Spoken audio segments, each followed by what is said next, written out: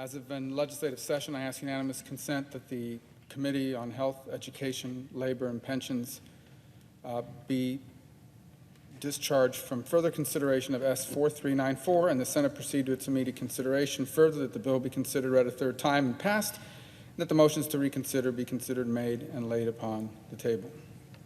Is there an objection? Mr. President.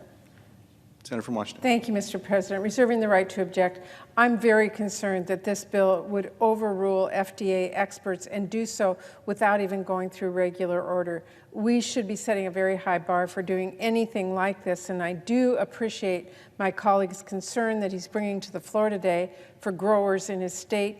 Greening disease is a serious and alarming environmental issue, but skipping regular order here today to override FDA's experts and meddle with its longstanding process for modifying food standards of identity does not get to the root of the problem, so today I object. Mr. President. Senator from Florida.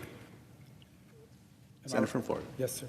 I regret that that is the case. I understand the argument, and if I could explain a little further.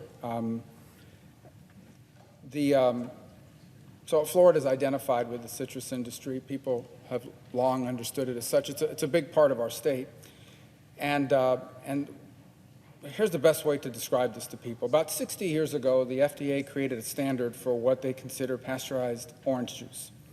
And for orange juice to be marked with a stamp that says pasteurized, no less than 10.5% of the weight of the juice has to be accounted for by soluble solids, such as naturally occurring sugar. So this is just an arbitrary number. By the way, the 10.5% of the weight has nothing to do with the nutrition, has nothing to do with the safety, has nothing to do with the quality. It's just they had to come up with a number to define the difference between orange juice and something that's not orange juice, and that was the number they came up with.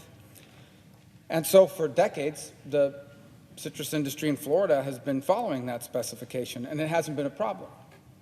And then Florida was impacted by this thing called citrus greening, pest that came from Asia, particularly from China. And what it's done is it's ravaged the trees. It ravages the trees to the point where one of the impacts it has is that now the sugar content, you wouldn't notice it if you drink it, but or you eat one, but the sugar content of the fruit that's now on those trees because of the greening often falls under the 10.5. Again, no one would know. It's not any less safe. It's not any less nutritious. It falls under that number.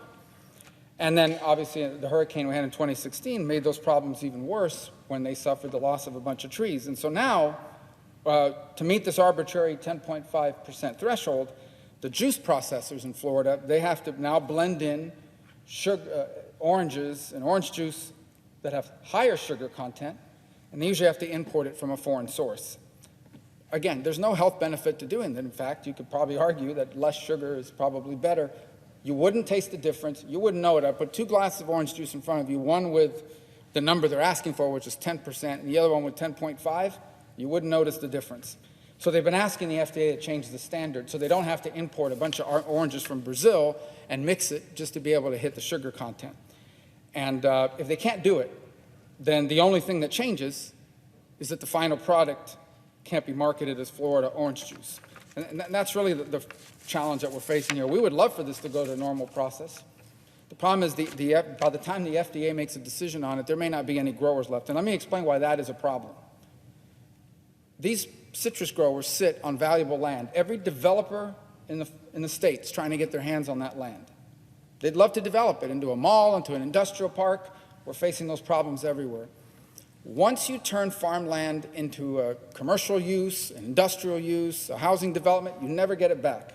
I've seen farms turned into commercial development. I've never seen a commercial development be turned back to a farm. Once we lose this land, we lose it forever. We lose it forever.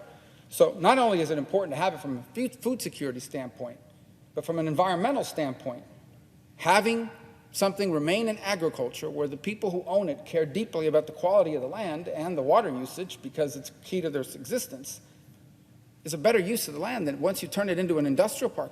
But eventually these agricultural owners have to do something. Some of them have been in the business for generations.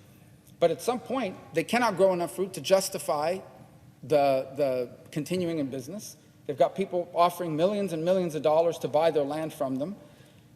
And so this simple bill that I filed would provide certainty to the orange growers that by lowering the solids, the 10.5 content to 10.0, that's all it does, from 10.5 to 10.0, they will have some level of certainty that they'll be able to continue in business.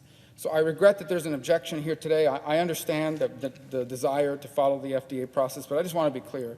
Like, no one is arguing that knows about this, that going from 10.5 to 10.0 has any safety issue or anything of that nature. It's literally a undetectable difference, but it would make a big difference for citrus growers in Florida. And I hope we can, if we're not going to be able to do it this way, I hope we can get a hearing and we can get this passed, because I'm not sure if a couple of years from now we're going to have a citrus industry.